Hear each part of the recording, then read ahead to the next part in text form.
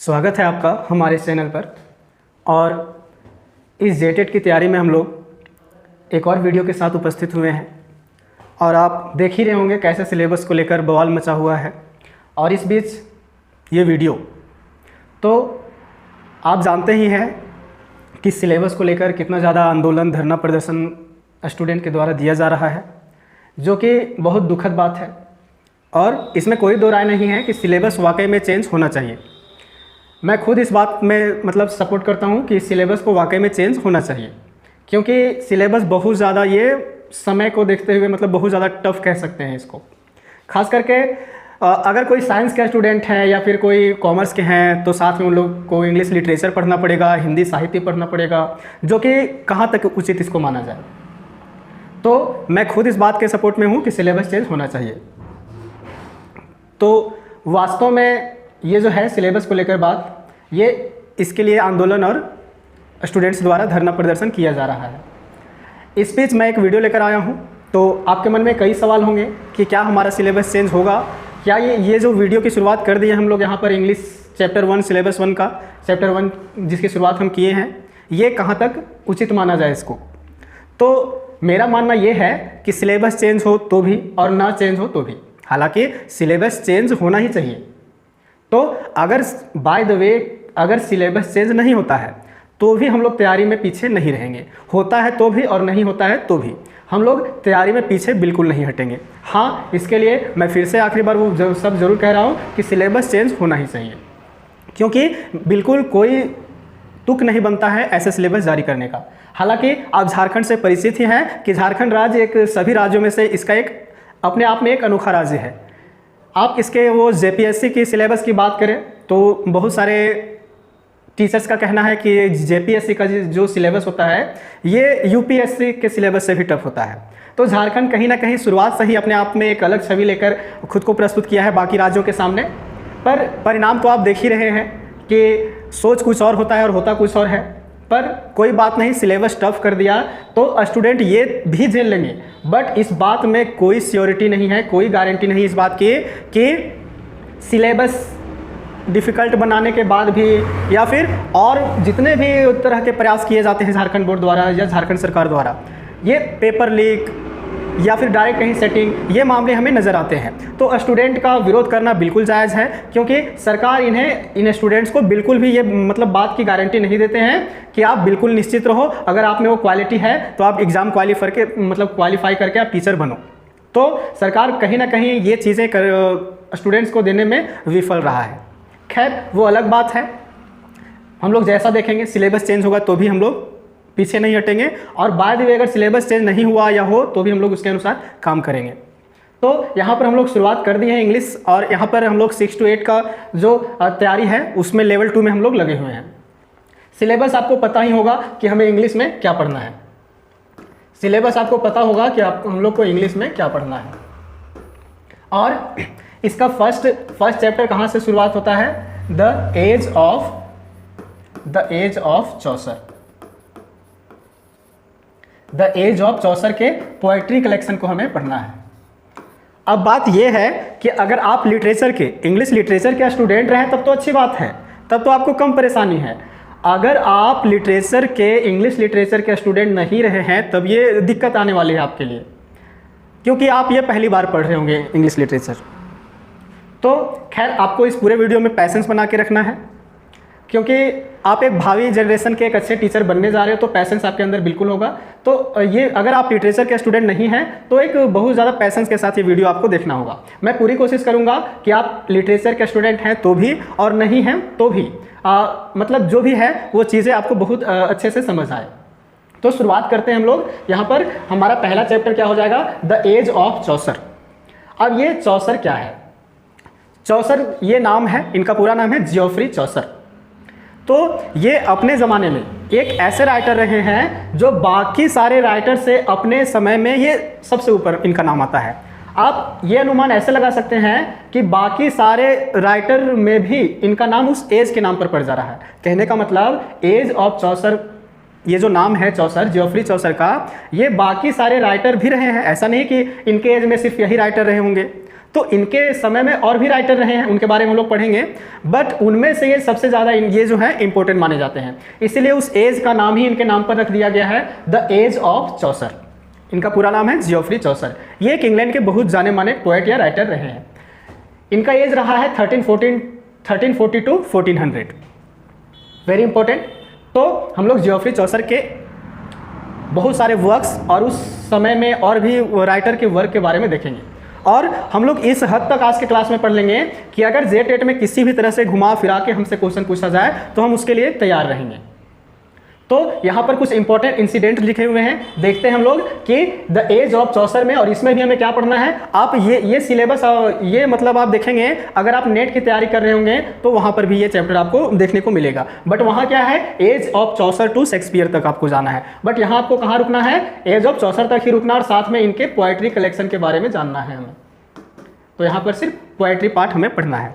तो कहीं ना कहीं ये सिलेबस नेट के आसपास पहुंच रहा है, जो कि बिल्कुल भी स्टूडेंट के साथ अच्छा नहीं किया जा रहा है। खैर कोई बात नहीं, शुरुआत करते हैं हम लोग यहाँ से। तो क्या हम लोग लिखा हुआ है, इंपॉर्टेंट इंसिडेंट्स, महत्वपूर्ण घटनाएं। तो चौसर के एज हम लोग यहाँ से हम लोग स्टार्ट कर दिए हैं, और इनमें से महत्वपूर्ण घटनाएं वो क्या क्या चीज़ें हुई है। पहला नंबर में है 100 ईयर्स वॉर, 100 वर्षों का युद्ध। ये कब शुरू हुआ है, 1337 टू 1453 तक। इसको आप ऐड करेंगे तो लगभग 116 सालों तक ये युद्ध चला था। तो इस युद्ध को हम लोग 100 ईयर्स वॉर के नाम से जानते हैं, 100 ईयर्स वॉर के नाम से। और ये जो वॉर है इंग्लैंड और फ्रांस के बीच में हुआ है। तो एग्जाम में अगर क्वेश्चन आए कि ये 100 ईयर वॉर जो है कब हुआ है, तो 1337 में ये शुरू हुआ है, और कब तक चला है, 1453 तक। किसके किसके बीच में हुई है, तो इंग्लैंड और फ्रांस के बीच में हुई है। ये वॉर 3 पार्ट में लड़ा गया है। इसकी शुरुआत होती है कहाँ से, 1415। इसकी पहला पार्ट जो है, इस लड़ाई की पहली पार्ट जो है कब लड़ी जाती है, तो 1415 ईस्वी में। दूसरा पार्ट जिसका जो है वो 1429 में, और तीसरा पार्ट आप देख रहे हैं, तीसरा पार्ट 1453 में ये वॉर होता है, एट द बैटल ऑफ कैस्टिलोन। ये जगह का नाम है। तो यहाँ पर इस युद्ध की समाप्ति हो जाती है। कौन से युद्ध की समाप्ति हो जाती है, 1453 में 100 ईयर्स वॉर जो चल रहा होता है, किसके किसके बीच में, इंग्लैंड वर्सेस फ्रांस के बीच में। रिजल्ट क्या निकलता है इस वॉर का, रिजल्ट ये निकल के आता है कि इस युद्ध को फ्रांस जीत जाता है। तो ये हम लोग क्या पढ़ रहे हैं, एज ऑफ चौसर के तहत कुछ इंपॉर्टेंट इंसिडेंट्स पढ़ रहे हैं कि इस एज में कुछ क्या क्या वो महत्वपूर्ण घटनाएं घटी है। तो पहला क्या था, 100 ईयर्स वॉर, जो कब शुरुआत हुई इसकी, कब समाप्ति हुई, कितने पार्ट में लड़ा गया, और इसका रिजल्ट क्या रहा। उम्मीद है ये चीज़ें आप समझ पा रहे होंगे। आगे बढ़ते हैं हम लोग। इसका सेकेंड मेन इंसिडेंट क्या है, पीसांट्स रिवॉल्ट, यानी कि किसानों का आंदोलन कह सकते हैं, किसान विद्रोह कह सकते हैं। ये 1381 में इसकी शुरुआत हुई थी। रीजन क्या था, टैक्स इकोनॉमिक प्रॉब्लम। अब उस समय क्या हुआ, वॉर के चलते क्या हुई कि वो मतलब किसानों का क्यों, सारे लोगों का टैक्स बढ़ा दिया गया, तो किसान लोगों को बहुत ज़्यादा नुकसान हुआ, तो वे रिवोल्ट कर दिए। तो रीज़न क्या हुआ पीसांट्स रिवोल्ट का, टैक्स बढ़ गया था, इकोनॉमिक प्रॉब्लम इनके सामने आ रही थी। तो ये रिवोल्ट 1381 में हुआ था, और ये किनके नेतृत्व में हुआ था, लेड बाय वॉट टेलर। तो फर्स्ट मेन इंसिडेंट क्या था इस एज में, 100 years war. Second main incident क्या है, पीसांट रिवोल्ट 1381 में। क्या कारण है, टैक्स और इकोनॉमिक प्रॉब्लम हो रही थी, आर्थिक तंगी से जूझ रहा था, तो ये पीसांट रिवोल्ट हुआ। फिर क्या हुआ, तीसरा हमारा मेन इंसिडेंट क्या है, important incident, war of roses. एक वॉर हुआ है जो वॉर ऑफ रोजेस के नाम से जाना जाता है। ये 1455 टू 1485 तक चला था। इसमें ये युद्ध किसके किसके बीच में हुआ था, house of Lancaster versus house of York. House of Lancaster को रेड रोज से डिनोट किया जाता है, या उसका सिंबल था, और ये हाउस ऑफ यॉर्क है, ये वाइट रोज इसका सिंबल था। तो ये थे मेन 3 इंसिडेंट्स, और वो भी इंपॉर्टेंट, जो एज ऑफ चौसर के दौरान ये इंपॉर्टेंट इंसिडेंट हुए थे। क्या क्या, सबसे पहला हम लोग क्या पढ़े, 100 ईयर्स वॉर।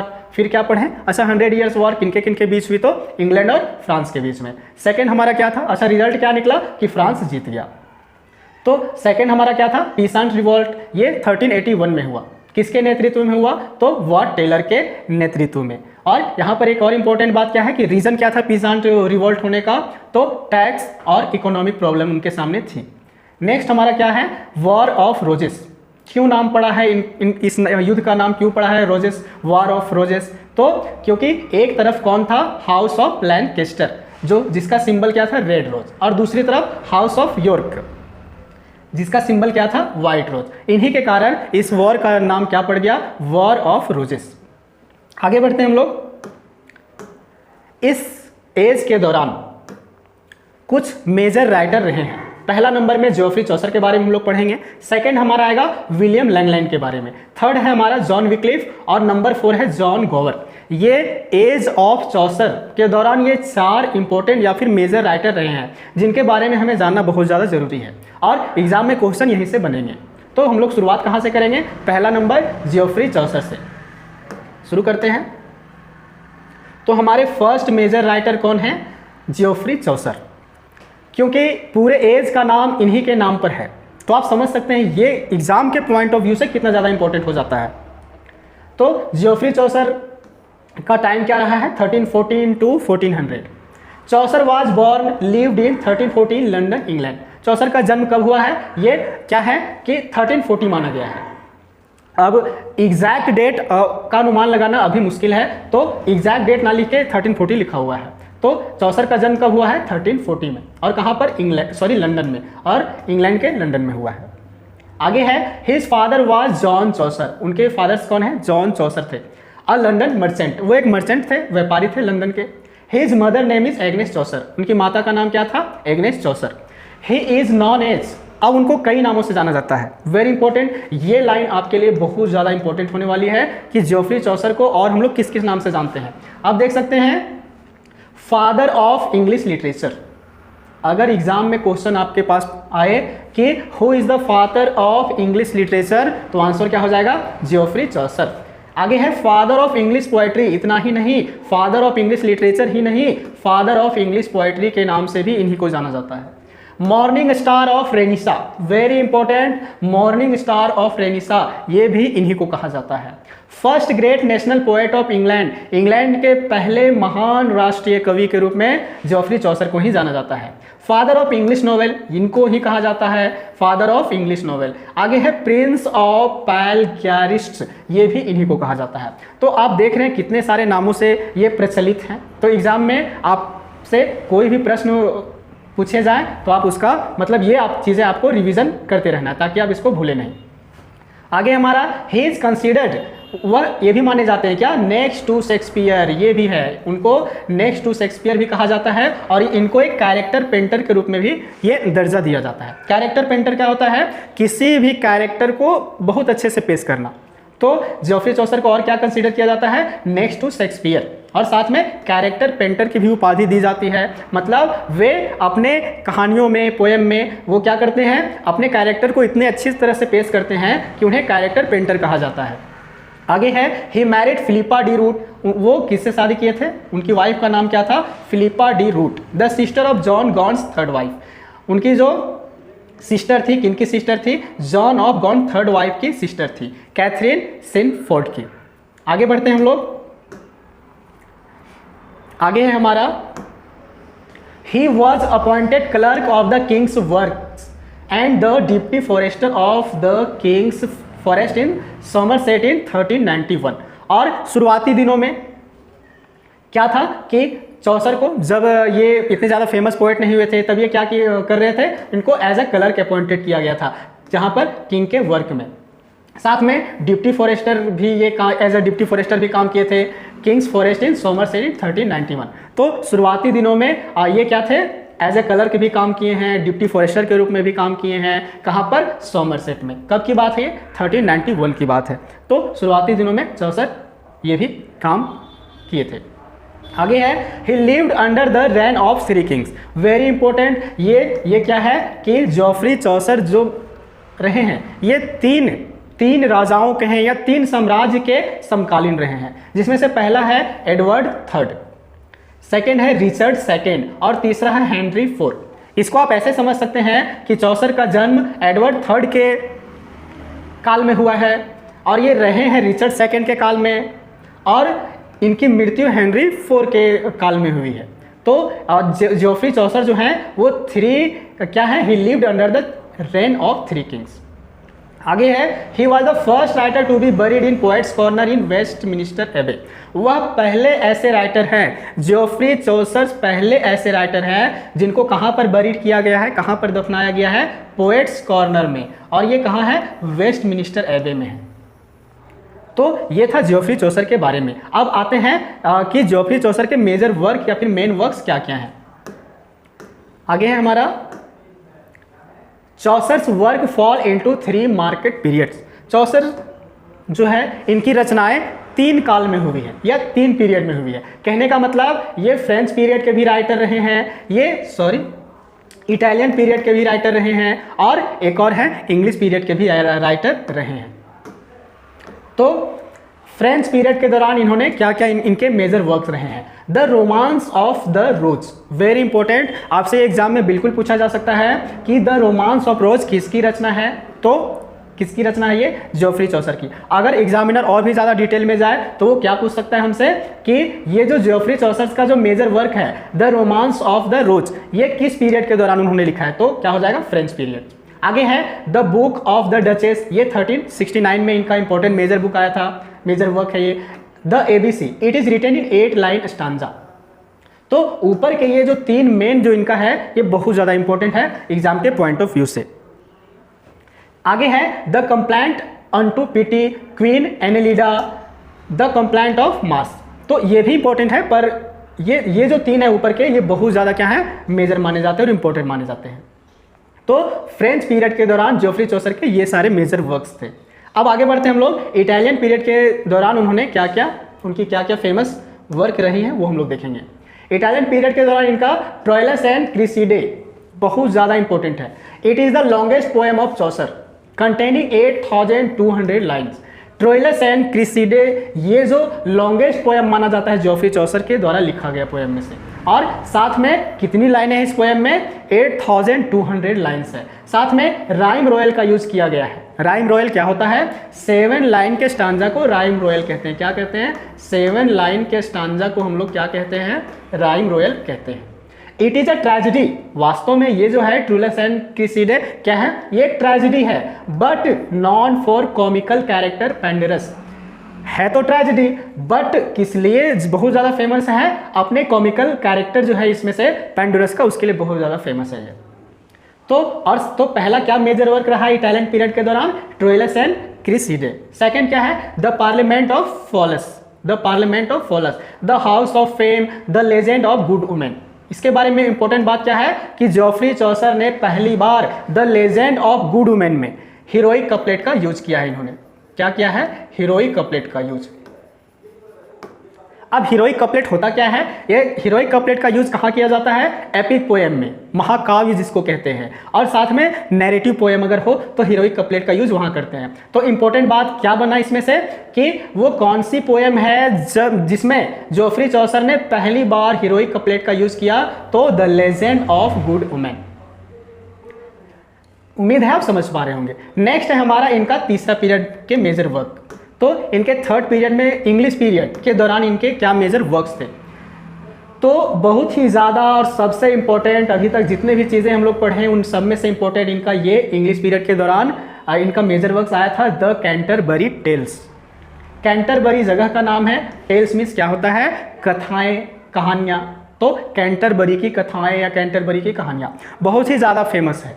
यहाँ तक कि अगर आप लिटरेचर के स्टूडेंट रहे होंगे तो कई बार ये कहानियाँ पढ़े भी होंगे या नाम से तो परिचित ही होंगे, तो बहुत ज़्यादा इंपॉर्टेंट हो जाता है ये। आप चाहे तो इसके सामने स्टार मार्क कर सकते हैं। तो कैंटरबरी टेल्स ये इंग्लिश पीरियड के दौरान इनके मेजर वर्क्स थे।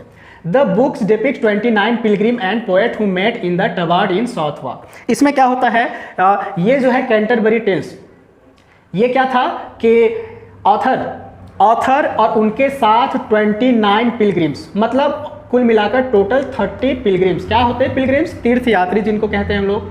तो टोटल 30 पिलग्रिम्स टैबार्ड इन में मिलते हैं। टैबार्ड इन कहाँ है, साउथ वॉक में, लंदन में। तो वहाँ पर सारे इकट्ठा होते हैं। उनमें एक होस्टर होता है, उनका होस्ट करने वाला हैरी बेली नाम के व्यक्ति होते हैं जो सभी को होस्ट करते हैं। और वहाँ से टैबार्ड इन से ये कहाँ जाने की प्लान बनाते हैं, कैंटरबरी। कहाँ जाने की प्लान बनाते हैं, कैंटरबरी। क्यों जाना चाहते हैं? क्योंकि वहाँ क्यों विजिट करना चाहते हैं? क्योंकि वहाँ पर श्राइन है। श्राइन क्या? मंदिर कह सकते हैं या फिर तीर्थ स्थल कह सकते हैं। वहाँ पर क्या है? सेंट थॉमस ए बेकेट का टूम है। क्या है? टूम है। किनका टूम है? किनका मकबरा है? तो सेंट थॉमस ए बेकेट का। कहाँ पर है ये इनका ये टूम? तो कैंटरबरी में है। तो इन लोग कहाँ से कहाँ जा रहे हैं? टबार्ड इन, जो कि साउथ वॉक में है लंदन में, यहाँ से इन लोग कैंटरबरी जा रहे हैं। और कैंटरबरी में भी कहाँ? श्राइन में। श्राइन क्या? ये एक रिलीजियस प्लेस कह ले। और वो किनके टूम में जा रहे हैं विजिट करने? ये तो सेंट थॉमस ए बेकेट के टूम के पास जा रहे हैं लोग। कितने लोग हैं? 30 पिलग्रिम्स है टोटल। तो इनको होस्ट करने वाला कौन होता है? टबार्ड इन में कौन सबका स्वागत करते हैं और कौन नेतृत्व करते हैं इन सभी का? इनके जो होस्ट हैं, क्या नाम है? हैरी बेली।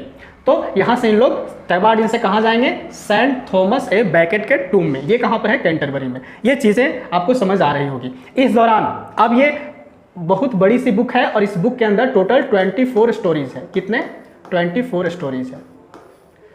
आपको पूरी बात समझना होगा कि कैंटरबरी टेल्स में एक बुक में टोटल 24 स्टोरीज है। अब ये 24 कहानियां इस बुक में कैसे ऐड हुई? वही बात मैं फिर से आपको बता रहा हूं कि टोटल 30 पिलग्रिम्स टबार्ड इन से कैंटरबरी टेल्स में सेंट थॉमस ए बेकेट के श्राइन को विजिट करते हैं। इस यात्रा के दौरान अब क्या होता है कि कहीं पर भी आप ट्रैवल करते हैं, अगर वो ट्रैवल का मतलब टाइम ज़्यादा है, ज़्यादा समय लगता है जाने में, तो बैठे बैठे जाने में सभी को क्या लगता है? बोरिंग लगता है। तो इनके साथ भी ऐसा ही था कि लोग प्लान बनाते हैं कि हम लोग टोटल 30 पिलग्रिम्स हैं, तो ऐसा करते हैं सबको 2-2 कहानी सुनानी है। सबको कितनी कहानियाँ सुनाना है? 2 जाते टाइम और 2 रिटर्न टाइम। तो इस तरह 30 × 4 कितने हो जाएंगे? 30 × 4 हो जाएंगे 120। तो टोटल 120 कहानियों का एक संकलन होना था। कैंटरबरी टेल्स में टोटल कितनी कहानियां होनी थी? टोटल 120। टोटल 30 पिलग्रिम्स थे, सभी को 2 जाने टाइम सुनानी थी कहानियां और सभी को 2 वापस आने टाइम। तो टोटल 120 कहानियों का एक संकलन होना था, बट ऐसा हो नहीं पाया। इस बुक में टोटल कितनी कहानियां रही? कितनी हो पाई थी? 24 हो पाई थी। तो ये चीजें आप समझ पा रहे होंगे। All of them were in jovial mood and were welcomed by the equally jolly host Harry Bailey. तो सभी किस मूड में थे? जोवियल मूड में। और कहां पर वेलकम किया गया इनका? किनके द्वारा वेलकम किया गया? हैरी बेली के द्वारा वेलकम किया गया, जो कि इनके कौन थे? होस्ट थे। कहां पर वेलकम किया गया? टबार्ड इन में। आगे बढ़ते हैं हम लोग। तो हैरी बेली जो कौन थे? इनके होस्ट थे। सभी को स्वागत किए। कहां पर? टबार्ड इन में। Who also joined them in their journey, जो कि उनके साथ उनके होस्ट भी उस जर्नी पे साथ में थे। They mutually decided that each pilgrim would narrate 2 tales on the onward journey. तो उन्होंने क्या डिसाइड किया कि हम ऑनवर्ड जर्नी में, जाते टाइम जर्नी में कितनी कहानियां सुनानी? सभी को 2, और 2 tales on the return journey. और 2 कहानियां कब सुनानी थी सबको? रिटर्न आने समय। The purpose of this was to get rid of the tedium of the tiring journey. और क्या पर्पस था इस कहानी सुनाने का? ताकि ये लोग अपनी यात्रा के दौरान बोर फील नहीं करें, टायर्ड नहीं हो। तो ये था। However, Canterbury Tales are only 24 stories with variety of narration। तो अनुमान तो था कि 30 पिलग्रिम टोटल 4 स्टोरीज सुनाएंगे तो टोटल 120 हो जाएंगे, पर ऐसा हो नहीं पाया। तो मात्र कितनी कहानियां पूरी हो पाई थी? 24 कहानियां।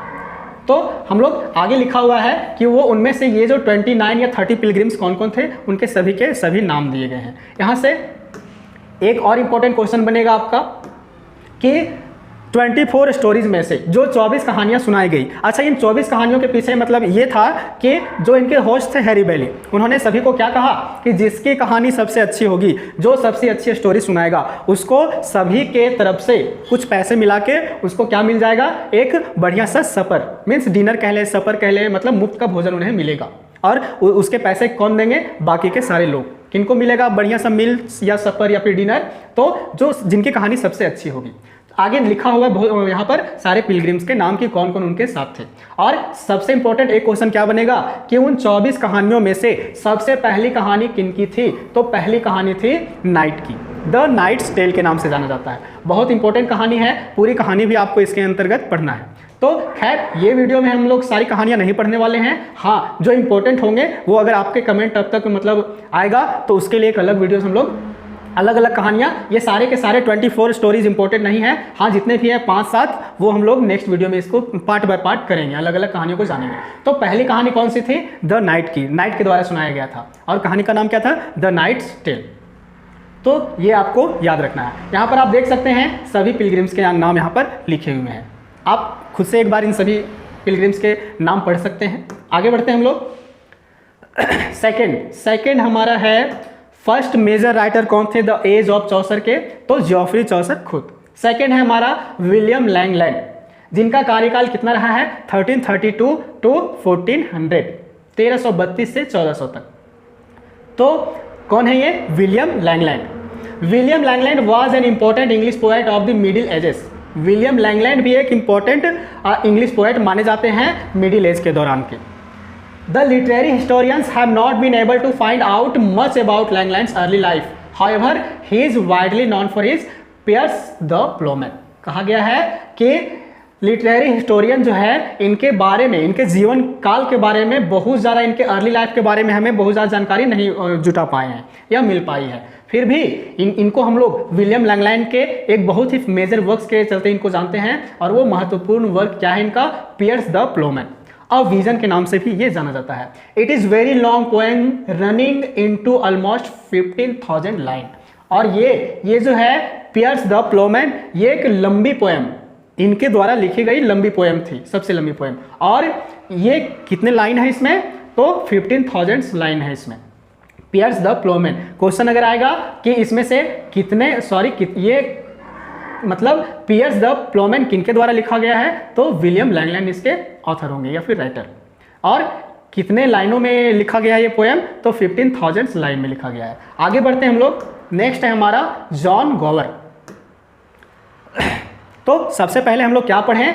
एज ऑफ जॉफरी चौसर के एज में सबसे पहले उनका खुद का नाम था जॉफरी चौसर का। सेकंड में विलियम लैंगलैंड पढ़े हम लोग। और तीसरे हमारे सबसे मेजर राइटर कौन है? जॉन गोवर। कौन है? जॉन गोवर, जिनका समय रहा है 1332 to 1408। John Gower was a prominent English poet of the 14th century. John Gower भी एक प्रोमिनेंट इंग्लिश पोएट रहे हैं 14th सेंचुरी में।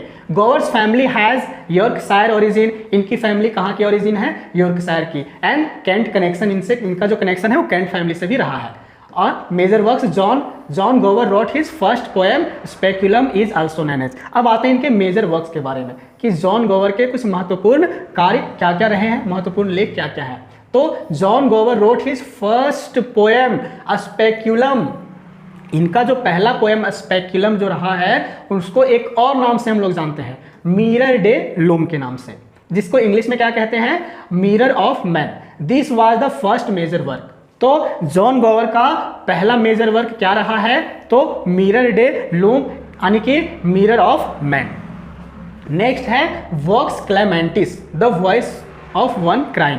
तो ये क्या है? A Latin 7 book poem. ये लैटिन लैंग्वेज में लिखी गई है ये बुक, या फिर ये स्टोरीज। तो वॉक्स क्लेमेंटिस क्या है? इसका इंग्लिश में अगर हम लोग ये क्या है? लैटिन भाषा का ये शब्द है, वर्ड है। तो इसको अगर हम लोग इंग्लिश में देखें तो क्या लिखा हुआ है? The voice of one crime. और ये कौन सी लैंग्वेज में लिखी गई है? बहुत इंपॉर्टेंट है कि आपसे एग्जाम में डेफिनेटली पूछा जाएगा कि वॉक्स क्लेमेंटिस किसके द्वारा लिखी गई है? तो जॉन गोवर हो जाएगा। पर किस लैंग्वेज में लिखी गई है? तो लैटिन लैंग्वेज में। नेक्स्ट है हमारा कॉन्फेसियो अमेंटिस। इसका इंग्लिश में क्या मतलब है? The lovers confession. His most famous work 1390, इनके द्वारा लिखा गया बहुत ही ये वर्क बहुत ज़्यादा फेमस हुआ था। तो यहाँ पर हम लोग देख सकते हैं ये जो पहला है मिरर डे लोम या फिर मिरर ऑफ मैन, ये किस भाषा में लिखा गया है? तो एग्जाम में ऐसे प्रश्न पूछे जाते हैं। ये फ्रेंच लैंग्वेज में लिखा गया है। किस लैंग्वेज में लिखा गया है मिरर डे लोम? तो फ्रेंच लैंग्वेज में। वॉक्स क्लेमेंटिस कौन सी लैंग्वेज में लिखा गया है? तो लैटिन में लिखा गया है। कौन सी लैंग्वेज में? लैटिन में। कन्फेसियो अमेंटिस ये इनका बहुत ज़्यादा फेमस वर्क रहा है, तो और ये जो है वो इंग्लिश में लिखा गया है। तो जॉन गोवर के 3 मेजर वर्क ये जो हैं ये तीनों के तीनों बहुत ज़्यादा इंपॉर्टेंट है। और एग्जाम में किस तरह के प्रश्न आएंगे कि इनके वो राइटर कौन है, साथ में कि ये जो वर्क है इनके वॉक्स क्लेमेंटिस, कन्फेसियो अमेंटिस या फिर मिरर डे लोम, ये किस किस लैंग्वेज में लिखी गई है। तो बार बार रिवीजन से आपको ये चीज़ें याद हो जाएंगी। आगे बढ़ते हैं हम लोग। जॉन विक्लिफ बहुत ही इंपॉर्टेंट राइटर रहे हैं एज ऑफ चौसर के दौरान। इनका कार्य रहा है समय 1324 to 1384। One of Wycliffe most important contribution was his initiative to translation the Bible. Very important कि बाइबल को इंग्लिश में इन्होंने ट्रांसलेट कर दिया। अब जो कि उस समय की क्या थी, मतलब उस समय ऐसा नहीं करना था, क्योंकि इस बात के लिए इन्हें सजा भी मिली थी, क्योंकि बाइबल को इंग्लिश में ट्रांसलेट करने का श्रेय किन्हें जाता है, तो जॉन विक्लिफ को। साथ में into English he is also known as morning star of reformation. एक और चीज हम लोग देखे थे, क्या देखे थे, मॉर्निंग स्टार ऑफ रेनिसा। वो किनको जाना जाता है उस नाम से, जियोफ्री चौसर को, मॉर्निंग स्टार ऑफ रेनिसा, तो जियोफ्री चौसर। यहां पर है मॉर्निंग स्टार ऑफ रिफॉर्मेशन, तो किसको जानते हैं इस नाम से, जॉन विक्लिफ को। और जॉन विक्लिफ किसके लिए फेमस है, क्योंकि इन्होंने बाइबल को क्या में ट्रांसलेट कर दिया, इंग्लिश में। और वेरी इंपॉर्टेंट, ये इंग्लिश में ट्रांसलेट कर दिए पर अपने खुद के हाथ से या फिर कहें पेन से, क्योंकि उस समय पर टाइपिंग वाला काम नहीं होता था। तो ये क्या थे, कुछ एज ऑफ चौसर के दौरान 4 इंपॉर्टेंट राइटर के बारे में हम लोग देखें। क्या क्या थे वो, जियोफ्री चौसर, विलियम लैंगलैंड, जॉन गोवर, जॉन विक्लिफ। अगर ये चीज़ें, अगर आप एक बार में अगर चीज़ें आपको नहीं याद होती हैं तो आप दोबारा यहाँ से यहाँ तक वीडियो को देख सकते हैं। इसके बाद प्रैक्टिस सेट है, जो अभी तक हम लोग पढ़े हैं वहाँ पर, उसके लिए हम लोग प्रैक्टिस सेट देंगे। तो शुरू करते हैं हम लोग यहाँ से MCQ। एज अ प्रैक्टिस आप खुद पहले इसका आंसर चूज करेंगे कि क्या होगा। Chaucer's tale is in prose, तो ये चीज़ आपके लिए उस कॉन्सेप्ट वाली वीडियो में इसका आंसर नहीं बताया गया है, क्योंकि 24 कहानियों में से प्रोज में, प्रोज क्या, कहानी के रूप में 24 कहानियां जो है नैरेटिव फॉर्म में लिखे गए हैं, बहुत सारे स्टोरीज उसमें से, लेकिन कुछ प्रोज के रूप में भी लिखे गए हैं, है ना। चौसर के द्वारा जो कैंटरबरी टेल्स जो लिखा गया है, वो कितनी कहानियों का संकलन है, 24 स्टोरीज का कॉम्बिनेशन है वो, पर उसमें से एज अ प्रोज के रूप में कौन सी कहानी है जो प्रोज के रूप में लिखी गई है। तो इसका राइट आंसर क्या हो जाएगा, द पार्सन्स टेल। नेक्स्ट है हमारा, Chaucer live through the reign of. हम लोग बात कर चुके हैं इसका कि चौसर का जीवन काल कितने किंग के समकालीन रहा है या समय में रहा है, तो 3 किंग के, 3 राज्य, 3 साम्राज्य के समकालीन वो जियोफ्री चौसर रहे हैं। नेक्स्ट है हमारा, the poet who was born in the reign of Edward III live through that of Richard II and died in the reign of Henry IV। बहुत ही बढ़िया क्वेश्चन है। क्वेश्चन में बोला जा रहा है कि कौन पोएट है जिनका जन्म किनके काल में हुआ है, एडवर्ड III के काल में हुआ है, और वो रहे हैं रिचर्ड II के काल में, और उनकी जो मृत्यु है वो हेनरी IV के काल में हुई है। वो कौन से पोएट हैं, तो आप इसका आंसर दे पा रहे होंगे, जियोफ्री चौसर। आगे बढ़ते हैं हम लोग। नेक्स्ट क्वेश्चन है हमारा, द 100 Years वॉर बिगन इन। 100 वर्षों का युद्ध कब शुरू हुआ, तो 100 Year वॉर्स कब बिगिन हुआ, तो 1337 में। आपको कमेंट में बताना है कि 100 Years वॉर किसके वर्सेस किसके बीच ये वॉर लड़ा गया। उम्मीद है इसका आंसर आप दे पाएंगे, और साथ में आपको बताना है कि इसका रिजल्ट क्या रहा है, रिजल्ट क्या रहा है। तो किनके बीच में लड़ा गया 100 Year Wars, England versus France, और रिजल्ट क्या रहा है, फ्रांस जीत गया, फ्रांस जीत गया ये 100 Years वॉर को, और 3 पार्ट में ये वॉर हुआ था। आगे बढ़ते हैं हम लोग। पीसांट्स रिवॉल्ट, किसान आंदोलन, किसान विद्रोह कह सकते हैं, ये कब शुरुआत हुई थी इसकी, 1381 में। क्या इसके रीजंस रहे थे, रीजन भी हम लोग पढ़े हैं कि टैक्स बढ़ गया था आम आदमी के लिए, उस समय टैक्स देना बहुत मुश्किल काम हो रहा था, साथ में इकोनॉमिकल कंडीशन उनका बहुत ज़्यादा, आर्थिक स्थिति बहुत ज़्यादा खराब थी, ये यही कारण से ये पीसेंट रिवॉल्ट हुआ था। नेक्स्ट हमारा क्वेश्चन है question number 6, the pheasant revolt resulted in the. अब इसका कारण पूछ रहा है कि आखिर ये किसका परिणाम है, ये जो पीसेंट रिवॉल्ट हुआ ये किस चीज़ का परिणाम है, क्यों हुआ ये। एंड ऑफ सर्फडम, कहने का मतलब है दास प्रथा की समाप्ति के लिए, क्योंकि ये मतलब जो जितने भी किसान थे, फार्मर थे, ये क्या थे, जितने भी किसान थे दासत्व की जिंदगी जी रहे थे।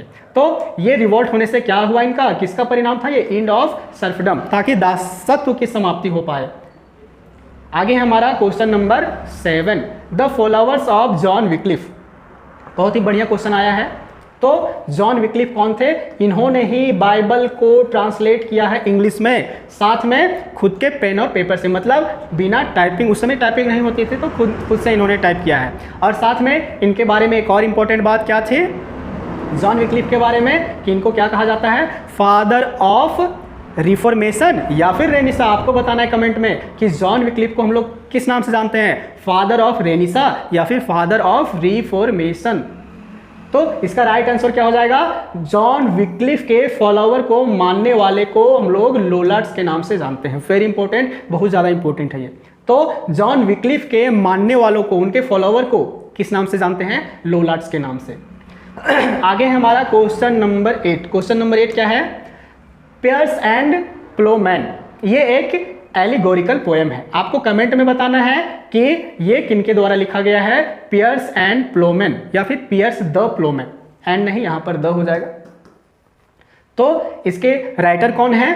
तो विलियम लैंगलैंड।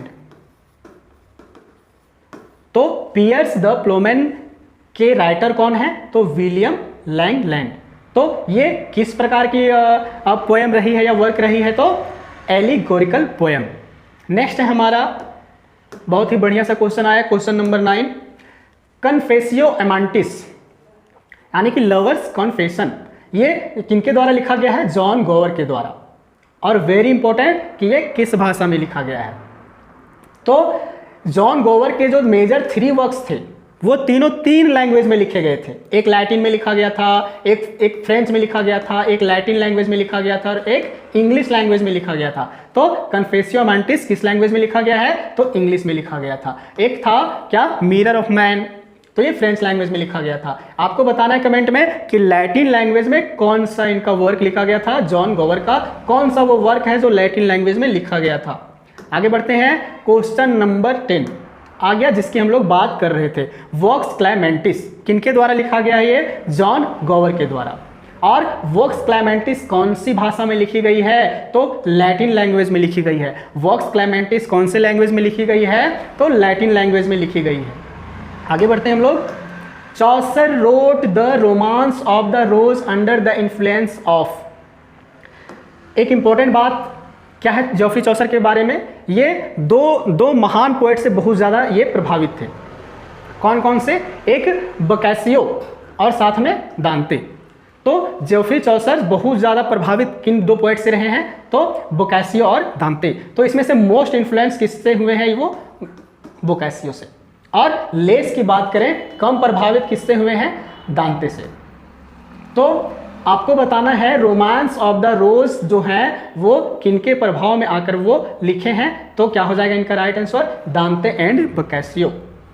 आगे बढ़ते हैं हम लोग, question number 12, who is acknowledge the morning star of the reformation. बहुत ही बढ़िया सा क्वेश्चन आया है कि हम लोग किनको जो है मॉर्निंग स्टार ऑफ रिफॉर्मेशन के नाम से जानते हैं।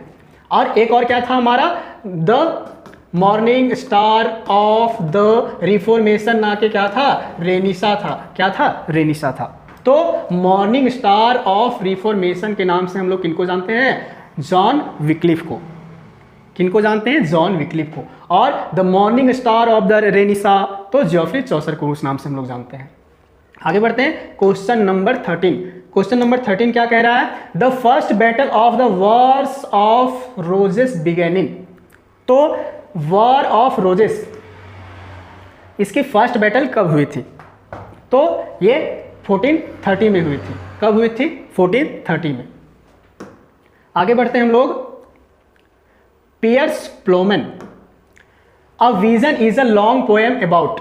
तो हम लोग देखे हैं ये पियर्स प्लोमैन किनके द्वारा लिखा गया है? तो विलियम लैंगलैंड के द्वारा लिखा गया है। किनके द्वारा लिखा गया है? विलियम लैंगलैंड के द्वारा। और ये क्या था? लॉन्गेस्ट पोएम था इनके द्वारा लिखा गया। और ये कितने लाइन का कॉम्बिनेशन था? तो 15,000 लाइनों का ये पोएम था। नेक्स्ट है हमारा question number 15। Question number 15, which of the following works of Chaucer bear close resemble to Dante's Divine Comedy. Geoffrey Chaucer का वो कौन सा वर्क रहा है जो दांते के डिवाइन कॉमेडी से वो प्रभावित होकर लिखे हैं। तो इसका राइट आंसर हो जाएगा द हाउस ऑफ फेम। क्या हो जाएगा? The house of fame. Next हमारा नेक्स्ट क्वेश्चन है how many pilgrims were there in the Canterbury tales. तो ये क्वेश्चन बार बार स्टूडेंट को परेशान करता है कि इसका राइट आंसर क्या हो जाएगा। राइट आंसर कहीं कहीं 29 लिखा मिलेगा आपको, कहीं कहीं 30 मिलेगा, कहीं कहीं 31 मिलेगा, यहाँ तक कि कहीं कहीं 28 मिलेगा। पर मेरा मानना है कि टोटल पिलग्रिम कितने थे कैंटरबरी टेल में, तो इस दौरान उस यात्रा के दौरान टोटल 30 पिलग्रिम्स थे। पर ऑप्शन में 30 नहीं है, तो इस कंडीशन में 29 टिक कर देंगे हम लोग। नेक्स्ट है हमारा the pilgrims in the Canterbury tales were welcomed by a very jolly host named. तो जो पिलग्रिम्स थे कैंटरबरी टेल्स में, उनका स्वागत किया गया बहुत ही खुशनुमा अंदाज से उनके होस्ट द्वारा। उनके होस्ट का नाम बताना है आपको, कौन है उनके होस्ट, तो उनके होस्ट थे हैरी बैली। नेक्स्ट है हमारा question number 18। Chaucer effectively used rhyme royal in Trulis and Cresside and arranged in stanza consisting 10 syllabic lines and having। तो जॉफ्री चौसर के द्वारा राइम रॉयल का यूज किया गया है ट्रूलस एंड क्रिसीडे में। आपको बताना है कि राइम रॉयल क्या होता है। तो राइम रॉयल क्या होता है, तो 7 लाइन स्टांजा को हम लोग राइम रॉयल के नाम से जानते हैं। 7 लाइन्स इन ईच स्टांजा को हम लोग राइम रॉयल के नाम से जानते हैं। इसका राइट आंसर क्या हो जाएगा? 7 lines in each stanza. Next question है हमारा question number 19। The pilgrims in the Canterbury tales were bound to visit the shrine of. तो जो पिलग्रिम्स थे कैंटरबरी टेल्स में जो पिलग्रिम है जितने भी, वो बाउंड हुए विजिट करने को। उनको कहाँ विजिट करना था? श्राइन। किनके श्राइन या किनके टूम को? उनको कहाँ विजिट करना था? तो सेंट थॉमस ए बेकेट के टूम को विजिट करना था। कहाँ से जाना था इनको? टेबार्ड इन से कैंटरबरी शहर तक, और वहां पर भी कहां पर? थॉमस ए बेकेट के टूम तक।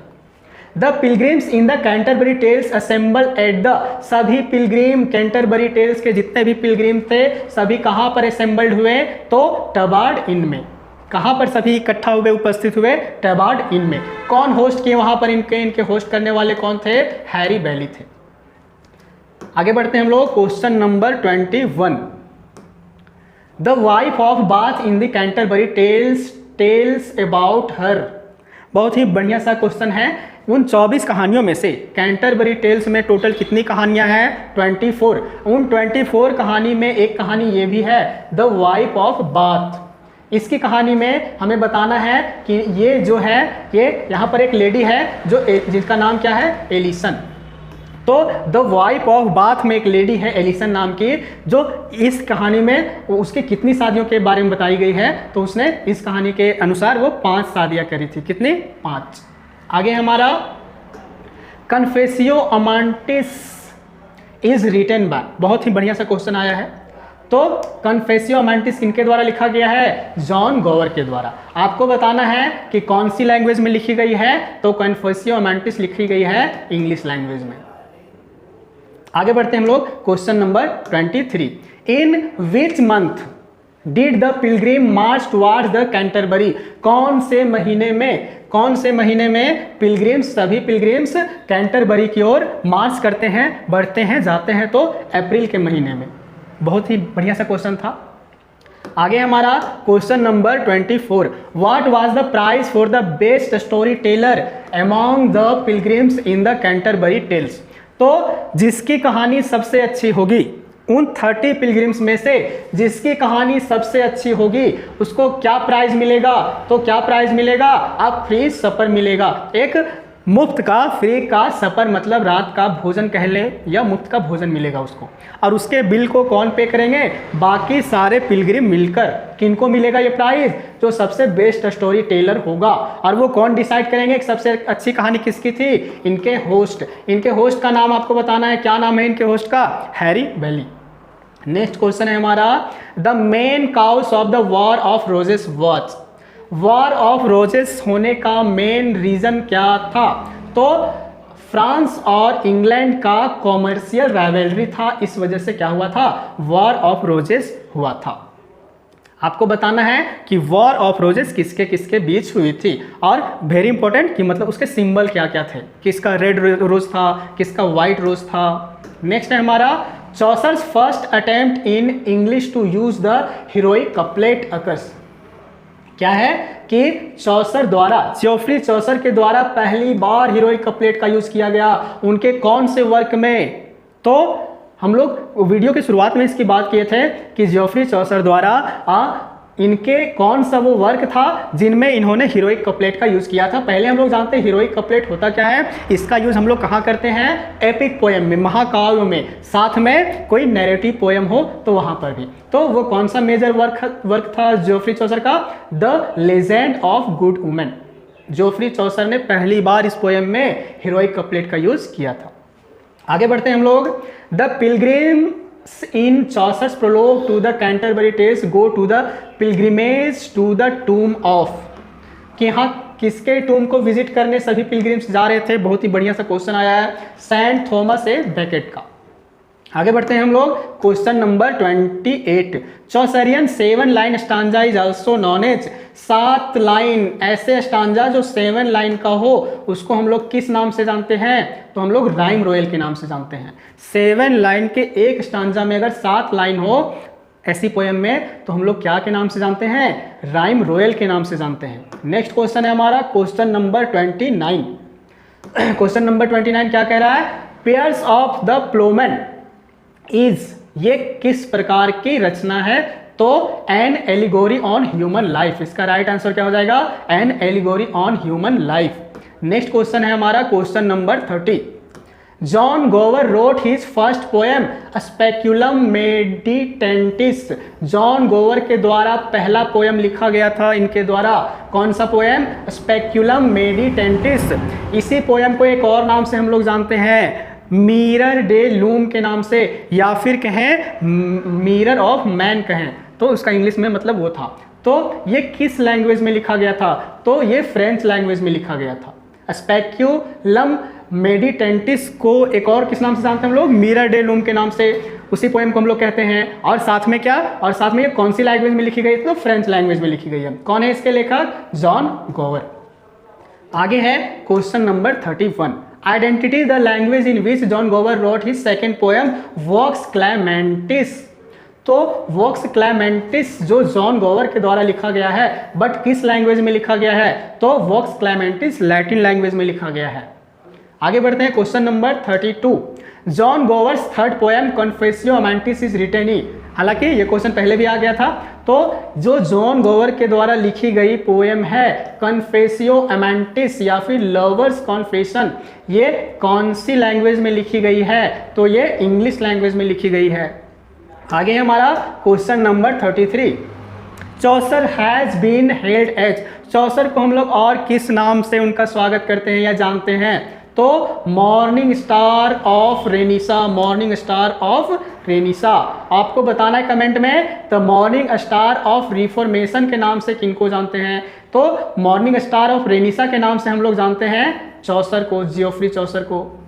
आपको कमेंट में बताना है कि the morning star of reformation के नाम से किनको जाना जाता है।